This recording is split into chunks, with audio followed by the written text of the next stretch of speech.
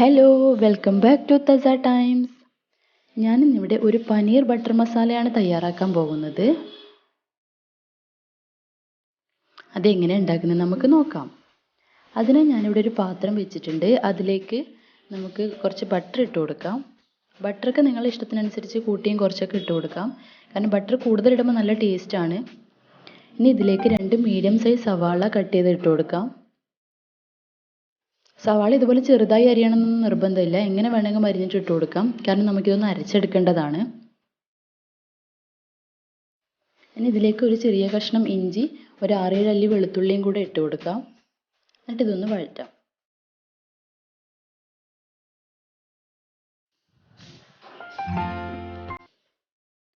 ഇതിലേക്ക് ഒരു 6 ബദാം ഇട്ട് കൊടുക്കാം. ഈ ബദാം ഓപ്ഷണലാണ്, നിർബന്ധമില്ല, നിങ്ങൾക്ക് വേണമെങ്കിൽ ചേർത്താൽ മതി.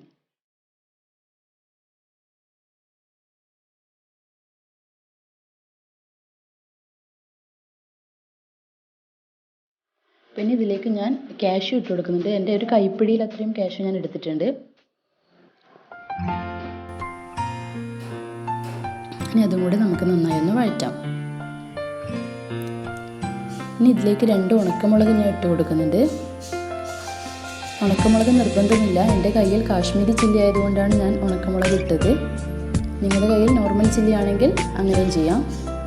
നിങ്ങളുടെ എരിവിനനുസരിച്ച് ചെയ്ത് കൊടുക്കാം.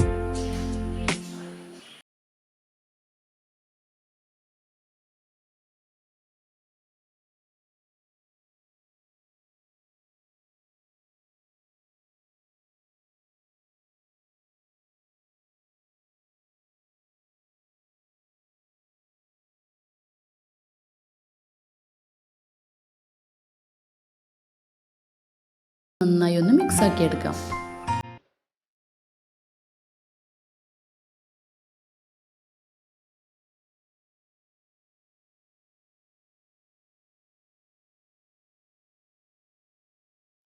ഇതിലേക്ക് 1/4 ടീസ്പൂൺ ഗരം മസാല ഇട്ട് കൊടുക്കാം.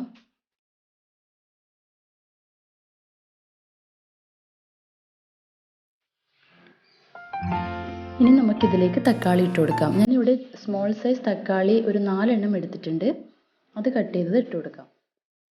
നമുക്കിതെല്ലാം കൂടി നന്നായി ഒന്ന് മിക്സ് ചെയ്യാം. നന്നായി ഒന്ന് വഴറ്റി കൊടുക്കാം.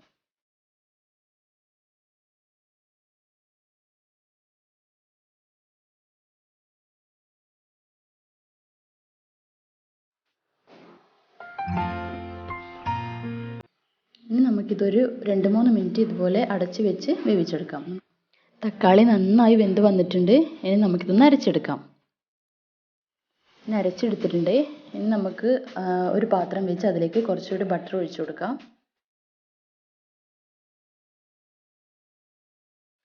ചെറിയ തീയിൽ ചെയ്താൽ മതി, അതല്ലെങ്കിൽ ബട്ടർ പെട്ടെന്ന് കരിഞ്ഞു പോകും.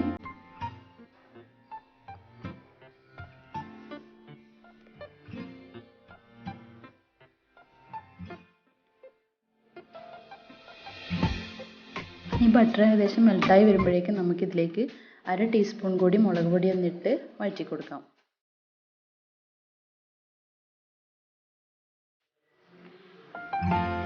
നല്ലൊരു സ്മെല്ല് വരും.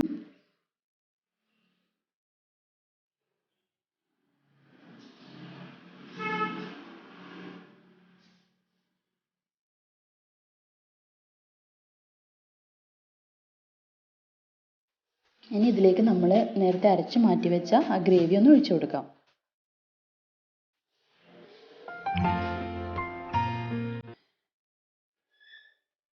ഇനി നമുക്കെല്ലാം കൂടി നന്നായി ഒന്ന് മിക്സ് ചെയ്യാം.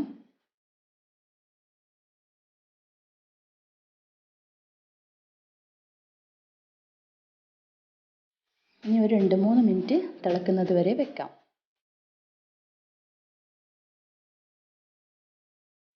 നമ്മുടെ ഗ്രേവി ഏകദേശം ചൂടായി വരുന്നുണ്ട്. ഇനി നമുക്കിതിലേക്ക് നമ്മുടെ പനീർ ഇട്ട് കൊടുക്കാം.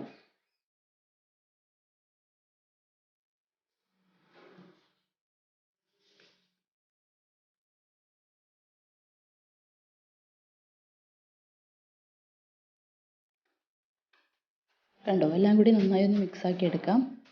ഇനി നമുക്കിതൊരു 5 മിനിറ്റ് ഒന്ന് വേവിച്ചെടുക്കാം. നമ്മുടെ കറി നന്നായി തിളച്ച് വന്നിട്ടുണ്ട്. ഇനി ഇതിലേക്ക് ഞാൻ കുറച്ച് മല്ലിയില ഇട്ട് കൊടുത്തു. ഇനി ഇതിലേക്ക് കുറച്ച് കസൂരി മേത്തി ഇതുപോലെ പൊടിച്ചത് ഇട്ട് കൊടുക്കാം.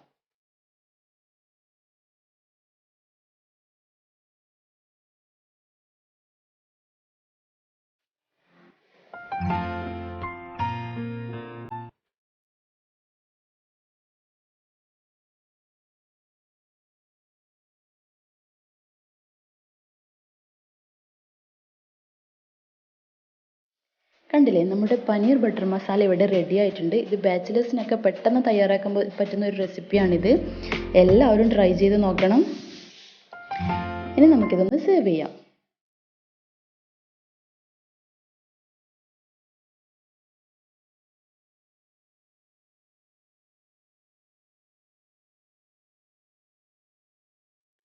ഇത് നമുക്ക് ചപ്പാത്തിയുടെ കൂടെയൊക്കെ സെർവ് ചെയ്യാം.